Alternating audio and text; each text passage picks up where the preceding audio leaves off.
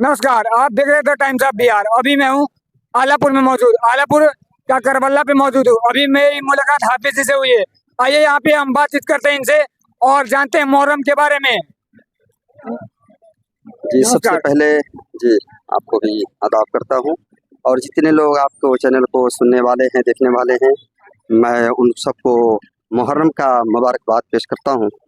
आपका सवाल है कि ये मुहर्रम क्या है? जी तो इसका जवाब है कि ये इस्लामी साल का पहला महीना है। जी जिस तरीके से अंग्रेज़ी महीना में शुरुआत जनवरी से होता है, उसी तरीके से इस्लामी साल का आगाज़ मुहर्रम के महीने से होता है।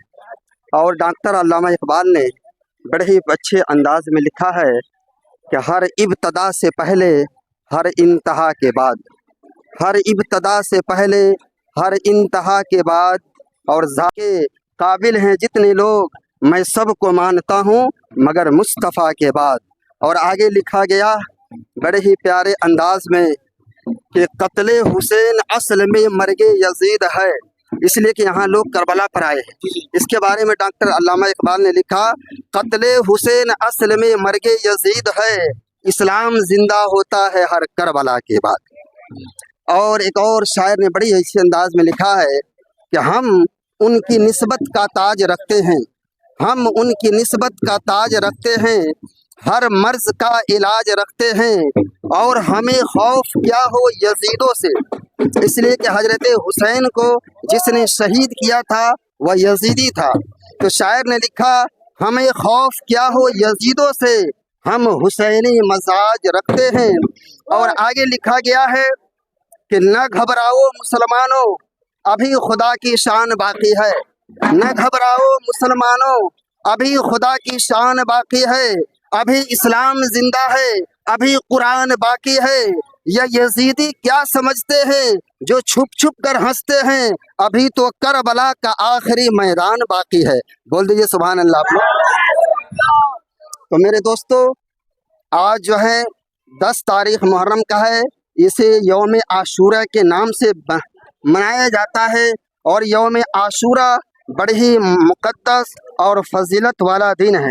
आज के तारीख़ में हम सब के पैगंबर यानी आखिरी नबी के नवासे सैयदना हजरत इमाम हुसैन रज़ियल्लाहु ताला अन्हु हक़ के सामने अपने सर को कटा दिए, लेकिन बातिल के सामने अपने सर को झुकाना गवारा ना किए। तभी तो लिखने वाले ने लिखा है कि सारा घराना रन में लुटाया हुसैन ने, सारा घराना रन में लुटाया हुसैन ने, तब जाके दीन हक को बचाया हुसैन ने। और कुछ इमाम हुसैन कौन है? सैयदना हजरत इमाम हुसैन रज़ियल्लाहु ताला अन्हु हम मुसलमानों के लिए ही नहीं बल्कि दुनिया के अंदर जितने भी मज़ाहिब हैं वो सब लोग सैयदना हजरत इमाम हुसैन को मानते हैं। जैसे आखड़ा यहाँ पर आया है हमारे बस्ती आलापुर से, उस बस्ती के अंदर से जितने मुसलमान लोग आए हैं करीब करीब उतना ही हमारे हिंदू भाई भी आए हैं।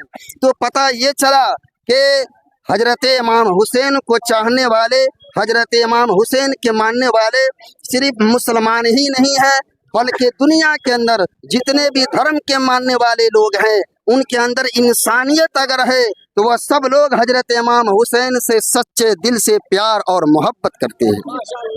और हजरत इमाम हुसैन के बारे में आता है कि कौन है, तो हजरत इमाम हुसैन आखिरी नबी के नवासे हैं, जिनको हमारे नबी ने फरमाया कि मैं हुसैन से मोहब्बत करता हूँ और तुम भी हुसैन से मोहब्बत करो। जो हुसैन से मोहब्बत नहीं करता है उससे हम भी मोहब्बत नहीं करते हैं। तो पता ये चला कि हम लोगों के लिए शान है, हम मुसलमानों के लिए पहचान है, हम मुसलमानों के लिए ईमान है हजरत इमाम हुसैन। और अहले बैत से मोहब्बत करना मुसलमानों के लिए ईमान का एक हिस्सा है।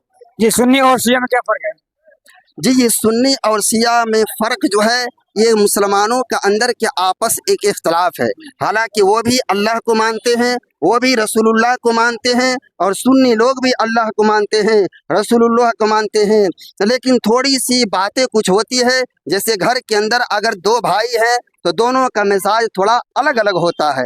इसी तरीके से सुन्नी और शिया के अंदर कोई ज़्यादा फ़र्क नहीं है, वो भी हमारे मुसलमान भाई हैं और जो है हम भी उनके भाई हैं। थोड़ी सी बातों का इख्तलाफ है तो उसको हम नज़रअंदाज करके जब हमारे ऊपर कोई बात आती है तो शिया और सुन्नी और देवबंदी और बरेली चाहे जो भी मसलक के मानने वाले हो, डॉक्टर अल्लामा इकबाल ने लिखा है, इस शेर को गौर से आप लोग सुनिएगा। डॉक्टर अल्लामा इकबाल ने लिखा है कि अल्लाह पाक भी एक, हरम पाक भी एक, कुरान पाक भी एक, नबी पाक भी एक, अरे कुछ बड़ी बात होती जो होते सब मुसलमान भी एक। क्या मुहर्रम में ये ढोल नगाड़े बजाना ये अच्छा है या फिर खराब है? जी, अब रही बात ढोल बजाने की, तो मसले के हिसाब से इसका मसला कुछ और है, लेकिन अभी जो याद इमाम हुसैन को मनाने के लिए लोग ढोल वगैरह बजाते हैं, इसको शरीयत से मतलब नहीं है, बल्कि उनकी नीयत ये होती है कि हजरत इमाम हुसैन की जो शहादत हुई है, उस शहादत की याद को हम और आप जो हैं ताज़ा करते हैं, उस याद को मनाने के लिए लोग ढोल वगैरह बजाते हैं। शरीयत के अंदर ढोल वगैरह बजाने की इसकी इजाज़त नहीं है, इसलिए उनको मनाने का सबसे अच्छा तरीका है कि आज के दिन में सब मुसलमान रोज़ा रखें, आज के दिन में कुरान मुक़द्दस की तिलावत करें, आज के दिन में जिस तरीके से लोग प्यासे लोग आए हैं, यहाँ पर पानी का इंतज़ाम किया गया है, कहीं पर शरबत का इंतज़ाम किया गया है, कहीं पर खाने का इंतज़ाम किया जाए, तो सबसे बेहतरीन तरीका हजरत इमाम हुसैन से मोहब्बत का और उनकी शहादत को याद करने का तरीका यह है कि हम इंसानों की खिदमत करें, हम उनकी खिदमत करके उनकी दुआ लें और कहने वाले ये कहने पे मजबूर हो जाए कि हजरत इमाम हुसैन के मानने वाले इस तरीके से लोगों का खिदमत कर रहे हैं, लोगों के साथ अच्छा सलूक कर रहे हैं, तो हजरत इमाम हुसैन का अखलाक कितना अच्छा होगा। असूरा क्या है और इसका महत्व क्या है?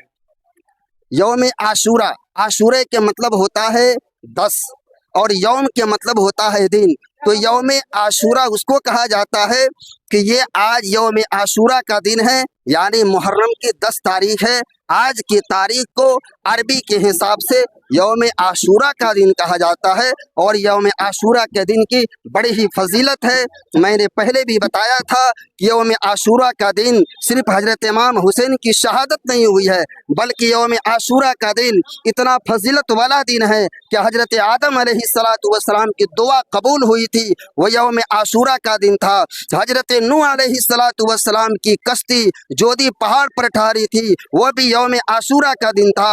हजरत नूह अलैहिस्सलातु वस्सलाम जो मछली के पेट के अंदर थे, तो जब बाहर आए वो यौम आशूरा का दिन था। और पता चला सबसे फजीलत वाला महीना, सबसे मुक़द्दस दिन और ज़्यादा इसलिए बन गया कि सैयदना हजरत इमाम हुसैन की शहादत यौम आशूरा का दिन हुआ, और क़यामत जब कायम होगी तो यौम आशूरा का दिन ही क़यामत कायम होगी। जाते वक्त आप क्या कहना चाहेंगे?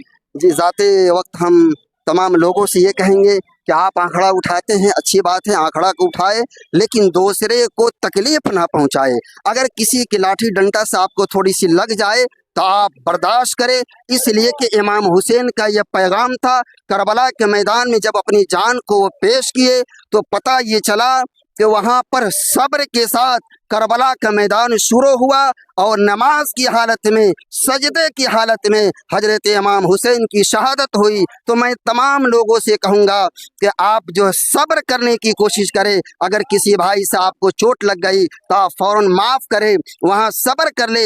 ये नहीं कि ईंट का जवाब पत्थर से दिया जाए, इसका नाम मज़हब इस्लाम नहीं है, बल्कि आपको अगर कोई तकलीफ़ दे दिया आप सब्र करें और अपने से कोशिश करें कि दूसरों को तकलीफ़ ना पहुँचे। मैं एक और शेर कहना मुनासिब समझता हूँ, इसलिए कि बहुत सारे हमारे दूसरे मज़हब के लोग भी यहाँ पर है। शायर डॉक्टर राहत इंदौरी ने कहा था कि मैं किस मिट्टी का हूँ यारो मेरी पहचान लिख देना, मैं किस मिट्टी का हूँ यारो मेरी पहचान लिख देना, और कफन के हर एक कोने पर हिंदुस्तान लिख देना, और हमें सजानी है एकता की दीवारों को, कहीं पे राम लिख देना, कहीं रहमान लिख देना। और आगे लिखा गया है बड़े ही अच्छे अंदाज में, हिंदू मुस्लिम के एकताई के बारे में लिखा है कि कोई तोड़े कोई एक गुल तो गुलदान रो पड़े, तोड़े कोई एक गुल तो गुलदान रो पड़े, और साथ साथ में ये सारा संसार रो पड़े। ऐसी फजा बनाओ ऐ देशवासियों कि हिंदू का घर जले तो मुसलमान रो। तो आप सभी ने देखा यहाँ पे हमारे पास हाफिज जी ने बहुत ही अच्छे तरीके से मुहर्रम के बारे में बहुत कुछ बताया। मिलते हैं नेक्स्ट वीडियो में, तब तक के लिए धन्यवाद। श्रेयांश ओझा के साथ, जय हिंद।